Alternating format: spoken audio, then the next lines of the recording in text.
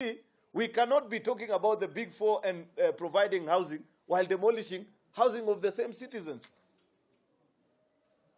Okay, maybe with these counter sort of accusations, you said that Tuju didn't actually reach you.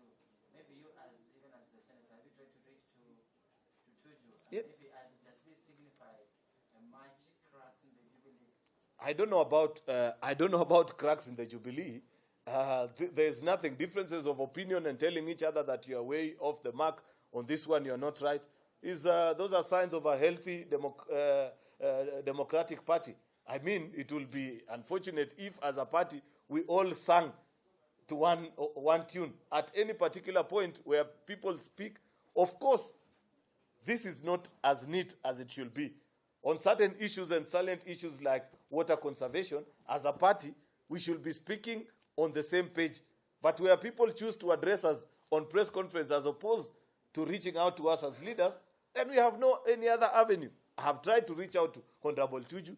I have sent him messages. I have called him to try and explain. He is not picking. Therefore, the only avenue that is left for me to address him is through the same medium he wants to use and tell him that on this one, Raphael Tuju, you are wrong. Please apologize to the residents of Mau Narok. On the cut line, the argument by the county commissioner in Narok is that the T cut line was made in 2015. The cut line they are using was the 209 on developed by the tax reform. The question that you should ask Bwana Natembea, who, according to me, is not serving the interest of the government that appointed to him, is the cut line that is now being discussed as a subject of discussion. That is not for him to determine. That is a decision that was made by Ministry of Environment and collectively by government. The tea that is being planted has been planted by government. The schools that have now been demolished were built by this same government.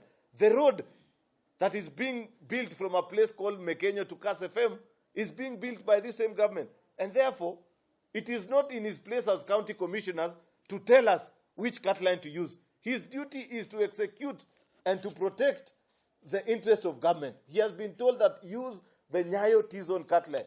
When he goes and decides to play politics, therefore, Bwana Natembea should resign and join the ranks of those who are opposed to this Nyayo T-zone cut line, because he's no longer a sober civil servant. It is clear that he's playing politics.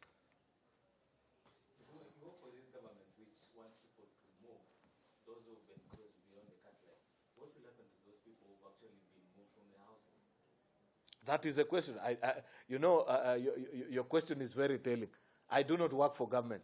I'm just a member of a Jubilee party which is in power. And therefore, there is no problem if I question what is happening and if I have issues that I feel need to be addressed. And this particular issue is only limited to the press statement by the Secretary General of the Jubilee Party. This answer is to him. It is to tell him that the answers you gave and your statement yesterday was in bad taste, and he owes the people of Mau Narok an apology. Has nothing to do about what will happen.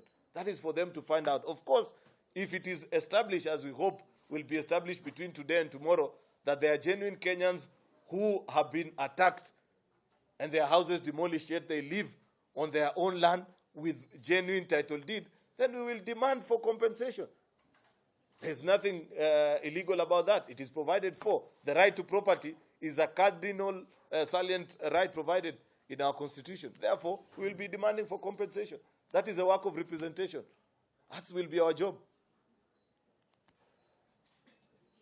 Any other question? Bas, nafikiri asanteni. Nimesema yale yote nilikuwa nataka kusema. Asante, thank you. Good, thanks. Kuna watu wa local station ile yetu tuongee lugha ya binguni. Okay. Okay, that is the Kericho Senator, Aaron Cheriot, and of course he's demanding for an apology from Jubilee Party's Secretary General Raphael Tuju in regards to a statement that he read yesterday. Now, the statement, if you do recall, by Raphael Tuju said that Kipchumba Murkomen was misplaced and the government has to continue with the Mao eviction process, despite Senator Kipchumba saying that that particular process is inhumane. Now, Aaron Cheriot still continues to say that there is gross violation of human rights, and therefore the Jubilee Secretary General, who's been at large according to the Senator, should go ahead and apologize. We shall keep you up to speed about how that is going. Now, in the meantime, Baraka Karama has reported that a number of students have been arraigned today following schools unrest in the country, specifically from the Nyanza region, which was worst affected.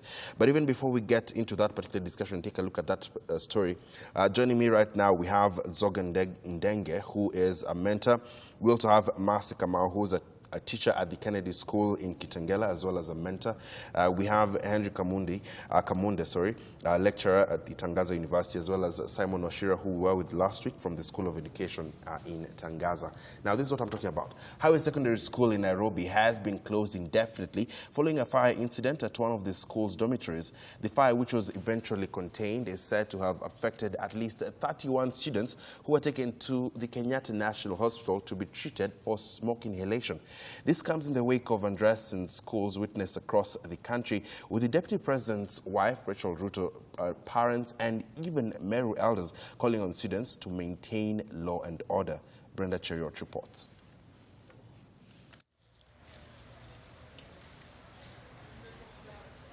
Highway Secondary School in Nairobi South B area becomes the latest institution to court trouble and join the list of those caught up in the growing web of unrest in schools.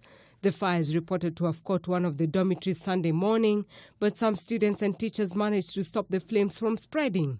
And in the end, several students were injured and rushed to Kenyatta National Hospital for treatment. Wamechoma na wamefunga dom na ni saa 7 za usiku. The other students wako ndani wanalala. So the intention of those kids was to kill. In a statement by hospital's acting chief executive officer, Dr. Thomas Mutie, out of the 31 students they received, 26 were stabilized and discharged, with 5 still admitted at the facility. Majority of the students were being treated for anxiety, smoke inhalation, and soft tissue injuries. Sources within the learning institution allege that some students who had initially been suspended are suspected to be behind the arson and have been arrested to help with investigations. The Ministry of Education has attributed the unrest to indiscipline in schools, and now Deputy President William Ruto's wife, Rachel Ruto, urged students to desist from activities that will undermine education in the country. Be careful who you hang out with. If you know that you have bad company in school, anybody that distracts you from the purpose why you came to school, avoid that friend. The Meru Ncheke elders have also had enough with the banning of schools and are outraged with the closure of more than 40 schools due to the students' unrest. Tumelani hata wale wanachoma masule aswa wale ambaye wanaambia watoto waende kuchoma. To curb cases of unrest, some schools have adopted the use of technology, including CCTV cameras and biometric scanners, to boost their surveillance on wayward students. Brenda Cheriot, K24 Weekend Edition. Stay clear of peer pressure and, of course, bad company is the message coming from the wife of the Deputy President, Rachel Ruto. Let me start with you, Marcy, on this, because she's simply implying that there is lots of peer pressure that has also kind of contributed to what we're seeing around schools. What are your thoughts on that? I think she's very right, because peer pressure, both from within the school society, but also from home. Students saying we did this in our school and all that. So that is part of the cause for the unrest, because they want to emulate what other people are doing. Unfortunately, some think it's cool to be sent back home and avoid exams and all that. So there's a lot of miscommunication amongst themselves. And also, if you look at peer pressure, also from what they are observing, the kind of leaders and friends and company they are keeping, the kind of people they are looking up to. is a lot of influence to our young people in schools today. Okay, now, Simon, we're looking at over 40 schools here that have been closed indefinitely due to unrest, either in circumstances where the dormitories have been burnt down or, students just went on a rampage. When you look at it, could it also be the fact that, the students are picking up that other schools have gone on strike or have been closed, and therefore they also want to take the ongoing trend? Well, thank you, Ian, for having us today. And I concur with you. There must be a wave that is spreading. Yeah. But I still want to bring out a line that I've labored in a conversation before, that there is a tendency of us solving issues through violence, and dialogue is never given. But as you mean us as a society? As a society, as a Kenyan society. Because as I said last time, education systems are a reflection of the society, and we cannot alienate the school from the society that it exists in. So there must be, what is happening in the other schools is being influenced by, is influenced by the schools that have done it before, and what we also do in our society. Azoga, what about your take in regards to this? And as a mentor, when you listen to all these schools being closed down, what comes to your mind? I think I'll just echo what you said. Yeah. The schools and institutions just mirror what's happening in the society. And just one thing, a trend that has happened, both after elections, when you look at the 2007, 2008, there was a wave of school unrest during that period. And even right now, last year and this year, there has been a same. So there's a reflection of what's going on in the society in the institutions of learning. Okay, your take as well. Yeah, it is true that, what happens in a school is a reflection of what is happening in the society. Now, you've asked whether schools influence one another. Yes. There has been, it has been said that actually a school by name, I think Kirimara and Arasha, those schools influenced one another. So when a school bans their school and they go home, then the other neighboring school gets to know that the other school is at home and they're enjoying themselves at home. They also want to be at home and enjoy sweet time. If, for instance, they wanted to run away from examinations, they are looking for an opportunity to be out there with others, free, not doing those exams.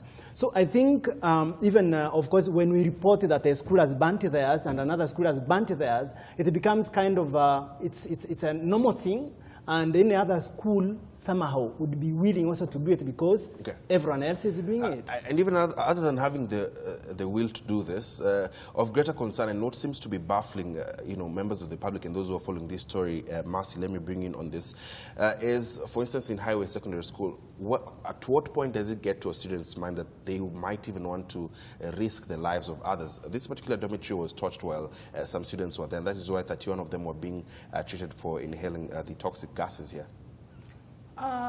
Unfortunately, there is a lot of, psych and education. As a society, we are becoming violent day by day, and desensitization. Because what happens is, if you watch the kind of movies and the kind of video games our young people are playing, it's disheartening. Yeah, because now we are becoming desensitized to causing pain to other people. So I think when a child grows like that, unfortunately, it's not a big deal to make someone else suffer, vengefulness, just showing that there's a lot of anger and hate. Where is it coming from? I think it's from what we are feeding our minds. So unfortunately, I will say that the media influence in the type of games and movies that we are watching is a big role to play in what our young people are doing now. Okay. Simon, do you share the same sentiments? And of course, even as that claim has been on the table, the question about parenthood also comes to play.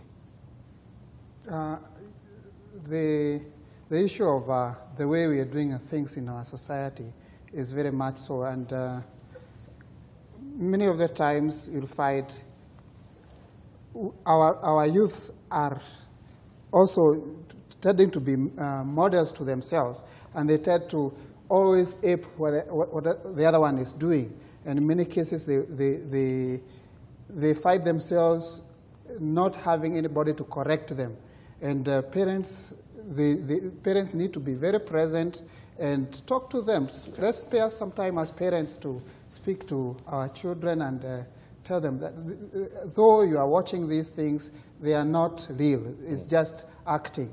And that's why in many parental advisory in programs that are aired, there is parental advisory. But are parents doing that parental advising to the children, either as real parents or even people who should be playing parental roles, including teachers? Henry, what is your take about this kind of violence? So much so to a point that a student of that particular age, does not desist from putting the lives of their colleagues in danger.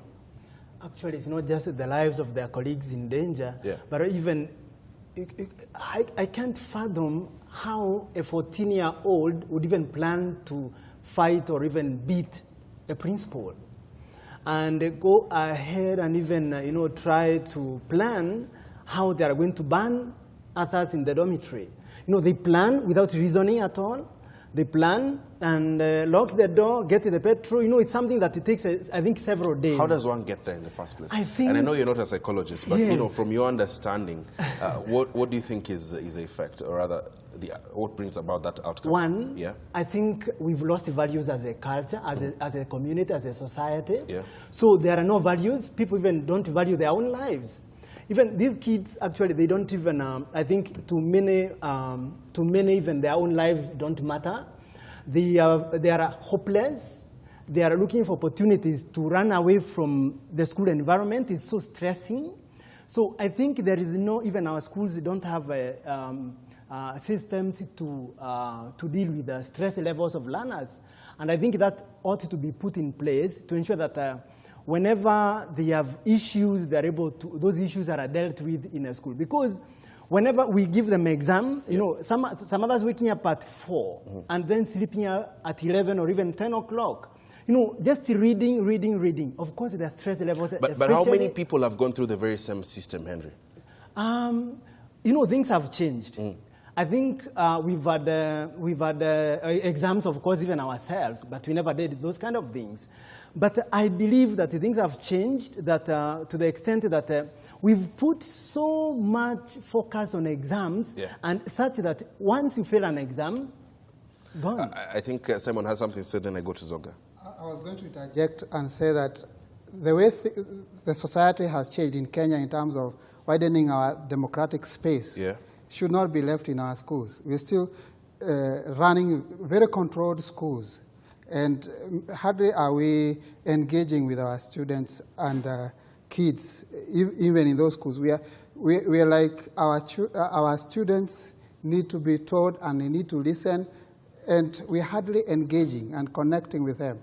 So the same concept that has happened in the Kenyan society, and we expect it to happen in our political corridors, the same thing should happen in our school. We need to dialogue, we need to connect and journey with our students as much as possible. So, the question on the table is exactly, what is on the mind of the student who's the perpetrators of these actions? Do they even have feelings? Are they in their rightful minds when they take such actions? I think as someone who interacts mostly with the students, as a mentor, I can say most of them at this moment are seeking attention. Because they lack it at home. They lack it when the parents are not there. And at school, the teachers will only get their attention if they are performing well. So if they are not performing well, what can I do to be noticed? If I cry loud enough, then someone will take a notice of me. So I think for me, it goes back to home. It goes back to the society. Are we giving attention to these young people? If they speak, do we listen? Or we just, because most of them will say that, oh, we have these ideas, but no one will ever come and ask. And even if they ask, it's never implemented. And in a bit to, maybe you have something to add, Henry. I think what he's alluding to is very important. We focus so much on those students who do very well, especially academically. But you see, the ones who maybe get D's, we don't give them. Are you saying here that cases of indiscipline are only amongst those who don't perform? Not necessarily, but it could be a reason. Because some students actually find it so difficult even being in school. Some others given an opportunity, they would never want to be in that school. One, because they are finding it is so difficult to perform well in exams because we want them to perform. Then we don't appreciate those who, especially who are finding it so difficult, especially those who are not performing well. So I think we need to provide platforms where each one of them feels that they can make it in school. Okay. So that even, for instance, their talents are appreciated, opportunities for them to develop other talents, you know, sports and if time other allows, things. we shall talk about the new curriculum, which is proposing that. But Mercy, I've actually lost my chain of thought. But I think the question that I was simply going to ask is, all this debate has brought about the ministry to consider, you know, the abolishing of boarding schools. And we discussed this with Simon last week. But what exactly is your take? You see, boarding school came up to solve a problem at home in terms of the parents who are busy at work and all that.